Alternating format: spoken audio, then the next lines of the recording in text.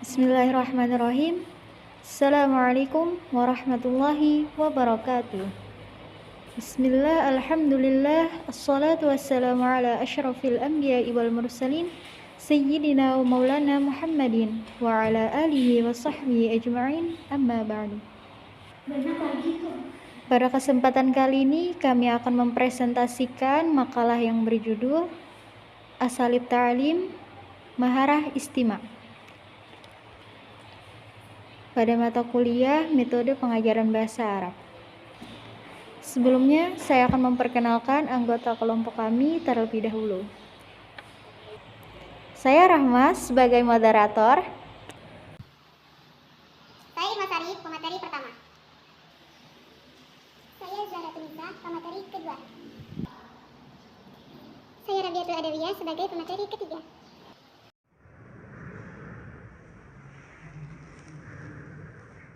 Saya Afifah sebagai pemateri terakhir. Baiklah, materi pertama akan disampaikan oleh Masari. Baik, bismillahirrahmanirrahim. Pembahasan pertama yaitu pengertian asalib ta'lim maharah istima'. Asalib merupakan bentuk jamak dari uslub yang artinya adalah gaya atau bisa diartikan dengan metode. Kemudian ta'lim, asal kata ta'lim dari kata allama yang artinya mengajar. Sedang arti dari ta'lim sendiri yaitu isi masdar adalah pengajaran. Adapun maharah adalah keterampilan. Istima' secara bahasa berasal dari bahasa Arab yang berarti mendengarkan atau menyimak. Kemudian secara istilah, istima' adalah sarana yang pertama yang digunakan oleh manusia untuk berkomunikasi dengan orang lain dalam tahapan-tahapan tertentu. Melalui menyimak, kita mengenal mufradat, bentuk-bentuk jumlah, kemudian tarakib. Maharah istima' adalah kemampuan seseorang dalam mencerna atau memahami kata atau kalimat yang diujarkan oleh mitra bicara atau media tertentu. Kemampuan ini sebenarnya dapat dicapai dengan latihan yang terus-menerus untuk mendengarkan perbedaan-perbedaan bunyi, unsur-unsur kata sesuai dengan makhraj yang baik dan benar, langsung dari penutur aslinya maupun melalui rekaman. Kemudian menurut ahli, yaitu Burhan, beliau berpendapat bahwa menyimak adalah suatu proses menangkap dengan sebaik-baiknya apa yang didengarkan oleh orang lain kepadanya. Menyimak atau mendengarkan melibatkan pendengaran, penglihatan, pengertian, penghayatan, dan juga ingatan. Sekian. Akan dilanjutkan oleh pemateri selanjutnya, Zahra Tunisa. Bismillahirrahmanirrahim. Selanjutnya bagian B, tujuan pembelajaran istima'. Menyimak merupakan hal yang sangat luar biasa, karena dengan menyimak kita bisa membedakan bunyi-bunyi yang kita dengar. Bahkan, kita lebih dahulu bisa mendengar daripada berbicara. Menurut Hamadah Ibrahim, ada 10 tujuan pembelajaran menyimak, yaitu yang pertama, membiasakan telinga dengan suara-suara baru. Yang kedua, membiasakan siswa untuk mengucapkan bahasa baru. Yang ketiga, memahami soal agar mampu menjawabnya. Yang keempat, memecahkan soal-soal latihan menyimak, baik berupa menyempurnakan ungkapan, mengubah kalimat, dan lain-lain.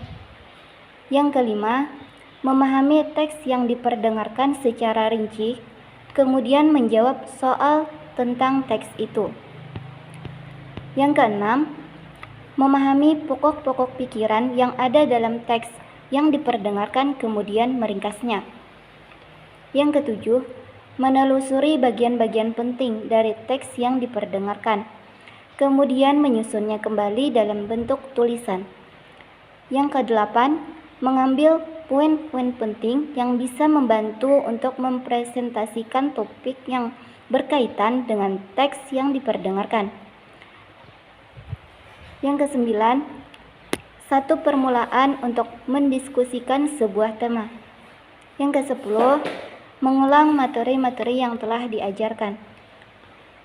Sekian penjelasan dari saya. Selanjutnya akan dijelaskan oleh Rabiatul Adawiyah. Bismillahirrahmanirrahim. Baiklah, di sini saya akan melanjutkan pembahasan materi berikutnya, yakni tentang metode-metode pembelajaran maharah istima. Jadi setiap pembelajaran bahasa ataupun maharah itu pasti terdapat metode-metode pembelajaran yang digunakan oleh pengajar untuk mempermudah dalam proses pembelajaran. Jadi tidak hanya pembelajaran istima saja, tentu pembelajaran yang lain pun pasti ada metode-metode untuk pembelajaran tersebut. Nah, adapun metode-metode yang digunakan dalam pembelajaran maharah istima itu yang pertama bisa dengan metode langsung. Metode langsung ini dikembangkan atas dasar asumsi bahwa proses belajar bahasa kedua itu sama dengan belajar bahasa ibu, yaitu dengan menggunakan bahasa secara langsung dan intensif dalam komunikasi serta dengan menyimak dan berbicara. Sedangkan mengarang dan membaca dikembangkan kemudian. Jadi di sini lebih ditekankan dengan proses belajarnya itu pada bahasa kedua dan juga bahasa ibu. Nah, metode ini dimulai dengan pembelajaran kosakata sebagai penguatan dalam membentuk kalimat-kalimat yang akan digunakan dalam berbahasa secara langsung dan intensif. Kemudian tema yang digunakan pada pembelajaran juga menggunakan tema sekitar kegiatan sehari-hari. Nah, jadi metode ini dimulai dengan misalnya guru terlebih dahulu memberikan kosakata kepada murid sebagai penguatan dalam membentuk kalimat-kalimat yang akan digunakan dalam berbahasa secara langsung dan intensif. Jadi ketika guru telah memberikan kosakata kepada murid, itu otomatis muridnya ketika guru memutarkan audio istima atau memperdengarkan istima kepada murid, tentu murid akan lebih mudah menangkap atau menyimak apa yang diperdengarkan karena guru sudah memberikan terlebih dahulu kosakata kepada murid tersebut. Nah, yang kedua metode audiolingual. Jadi metode audiolingual adalah metode pembelajaran bahasa dengan memperdengarkan bunyi-bunyi bahasa dalam bentuk kata atau kalimat, kemudian mengucapkannya sebelum pelajaran membaca dan menulis. Jadi metode ini berbeda dengan metode pertama. Kalau metode ini dalam metode ini guru tidak ada memberikan kosakata terlebih dahulu kepada murid, akan tetapi dimulai dengan guru memperdengarkan bunyi-bunyi bahasa, baik itu dalam bentuk kata atau kalimat, kemudian mengucapkannya sebelum pelajaran membaca dan menulis. Jadi sebelum murid disuruh membaca dan menulis, guru mengucapkannya terlebih dahulu untuk diperdengarkan kepada murid. Metode ini dilakukan dengan teknik diulang berkali-kali sehingga menjadi sebuah kebiasaan. Nah, jadi dalam metode ini audio itu bisa seorang guru memutarkannya beberapa kali kepada murid sehingga murid bisa menangkap atau menyimak audio tersebut. Nah, dalam pembelajaran maharah istima, metode ini dimulai dengan cara mahasiswa mendengarkan ucapan pengajar atau mendengarkan suara kaset atau video, kemudian menirukannya secara bersama-sama. Setelah itu setiap mahasiswa yang ditunjuk. Nah, metode ini bisa contohnya dengan cara guru terlebih dahulu memperdengarkan kaset atau video, kemudian murid menyimaknya, kemudian murid menirukannya secara serentak. Bisa semua murid ditunjuk oleh guru, disuruh membaca apa yang didengar dari audio tersebut. Kemudian baru guru menyimak salah satu dari murid untuk menyimpulkan dari audio tersebut. Nah, yang ketiga, metode menghafal dan memperdengarkan. Metode menghafal dan mendengar adalah metode kuno dengan mengembangkan tiga langkah berikut. Yang pertama, penjelasan tema, yang kedua menghafal, dan yang ketiga memperdengarkan. Jadi, pada metode ini pengajar wajib menghafal secara ringkas materi-materi atau teks-teks yang akan disampaikan kepada mahasiswa. Dalam menyampaikan, pengajar pun harus dengan suara yang keras dan jelas sehingga bisa didengar dan dihayati oleh mahasiswa yang akan menghafalkan atau memperdengarkan di depan teman-temannya. Selanjutnya akan dilanjutkan oleh pemakalah yang lainnya. Bismillahirrahmanirrahim. Adapun tahap atau tingkatan pembelajaran istimewa itu terbagi menjadi 3. Yang pertama, tingkat pemula atau mubtadin. Yang kedua, tingkat menengah atau mutawasit. Yang ketiga, tingkat lanjutan atau mutaqaddim. Tingkatan yang pertama yaitu tingkat pemula.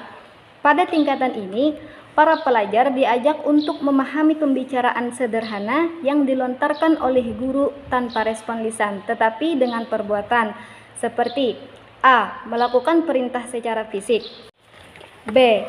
Bereaksi pada seruan, C. Menjawab pertanyaan secara tertulis atau melakukan perintah dengan tulisan atau menggambar di atas kertas, D. Melakukan perintah dengan menggunakan gambar, sketsa, denah, dan sebagainya.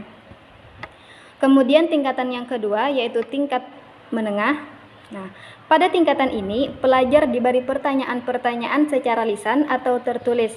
Sementara itu, kegiatan-kegiatan yang bisa dilakukan pada fase ini adalah 1. Guru membacakan bacaan pendek atau memutar rekaman.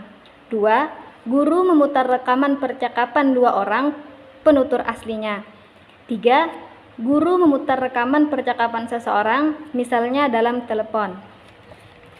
Kemudian tingkatan yang ketiga yaitu tingkat lanjutan.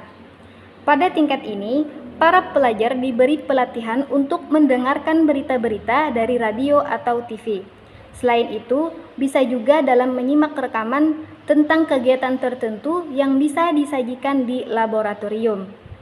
Dalam kegiatan ini, peserta didik dipandu untuk mendengarkan sambil membuat catatan kecil mengenai topik yang ia dengar. Hal ini bertujuan agar peserta didik mampu mengingat dengan baik terkait topik tersebut. Setelah itu, mereka ditugaskan untuk membuat ringkasan berbahasa Arab yang mereka kuasai tentang inti pembicaraan. Contohnya, menyimak TV atau radio. Baiklah, sekian presentasi yang dapat kami sampaikan. Kami ucapkan terima kasih kepada teman-teman yang telah menyimak dan menyaksikan video ini. Apabila terdapat kesalahan, kami mohon kritik dan saran. Akhirul kalam, Assalamualaikum warahmatullahi wabarakatuh.